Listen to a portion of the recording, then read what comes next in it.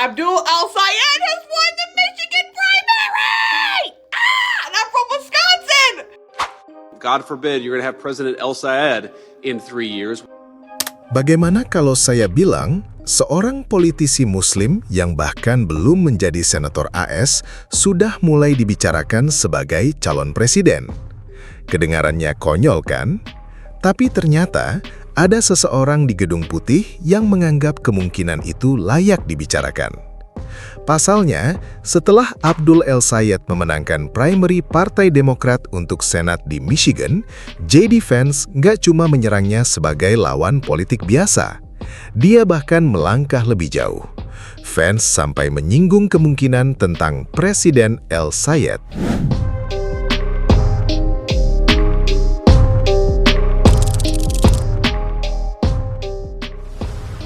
Jadi siapa sebenarnya Abdul El-Sayed?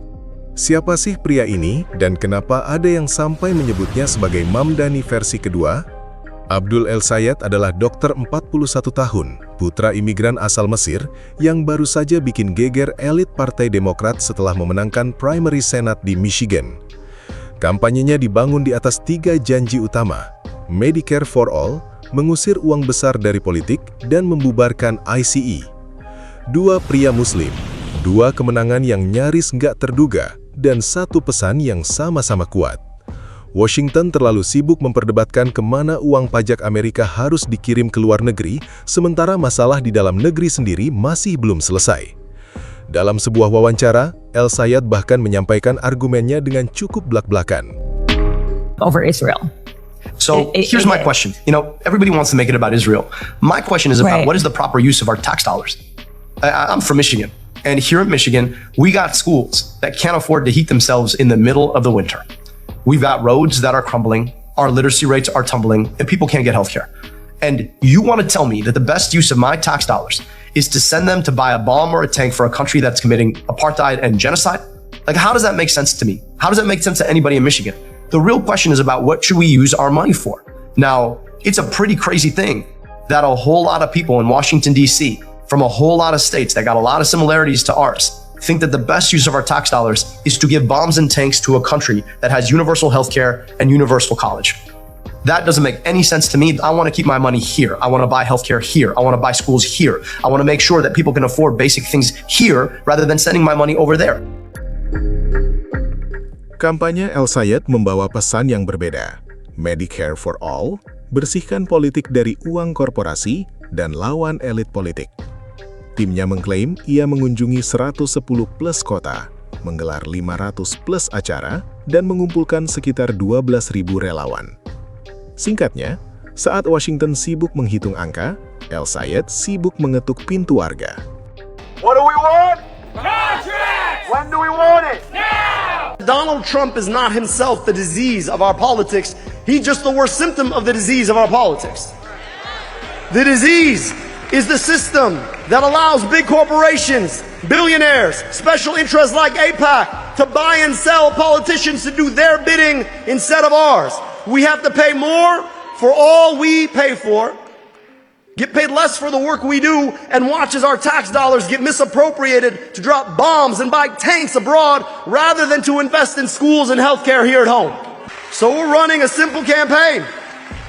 We want money out of, put money in your, pass Medicare for. Veritas Omnia Vincit. Kebenaran akan selalu menang. Kamu bisa menghabiskan jutaan dolar untuk mengendalikan narasi, bisa menyerang pembawanya, bisa mencoba membungkam suara-suara yang berbeda. Tapi, kebenaran punya satu kebiasaan yang menyebalkan. Ia selalu menemukan jalan untuk muncul ke permukaan. Dan sekarang, saatnya telah tiba. The race for November and the balance of power in the U.S. Senate. Abdul El-Sayed, a...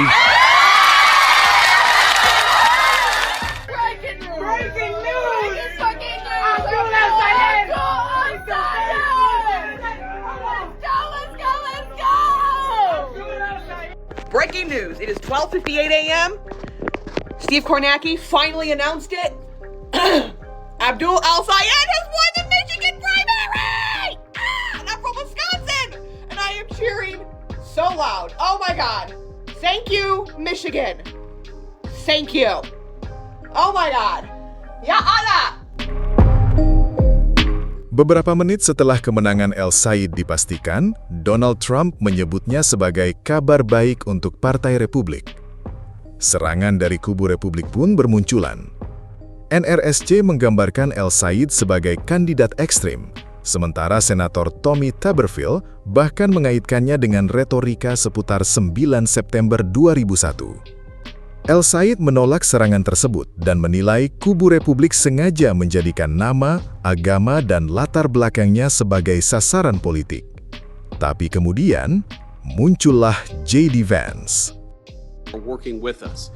We don't want the next administration, whoever, God forbid, you're going to have President El Sayed in 3 years. We don't want him to undo all the incredible work that we've been doing when we've been taking out the fraudsters and saving the American people money.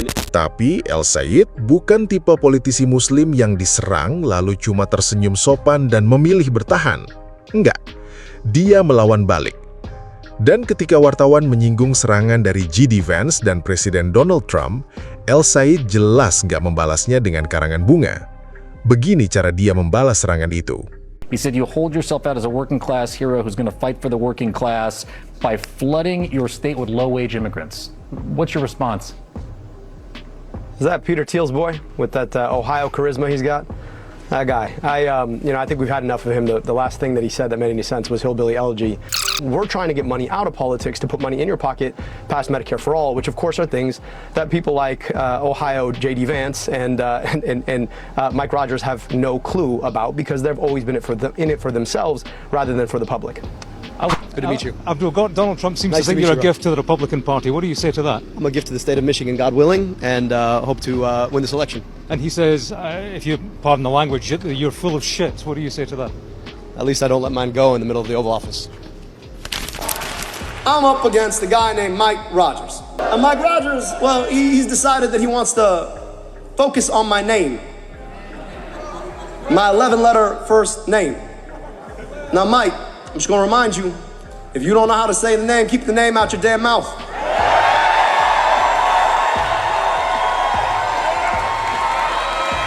Or just call me Abdul.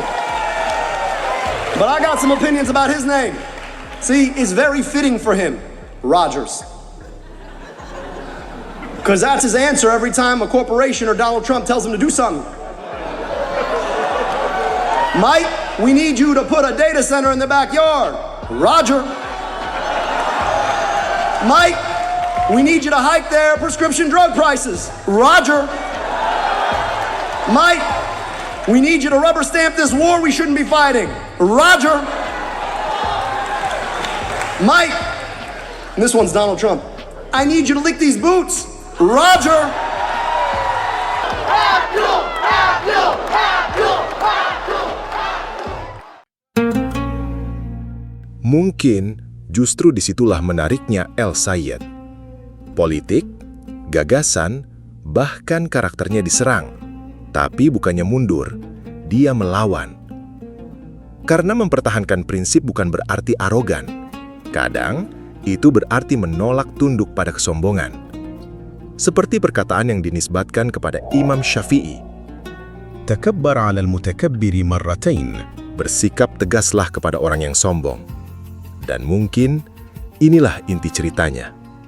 Bukan seorang muslim yang meminta tempat di meja, tapi seorang muslim yang mengingatkan Amerika bahwa dia memang berhak duduk di sana.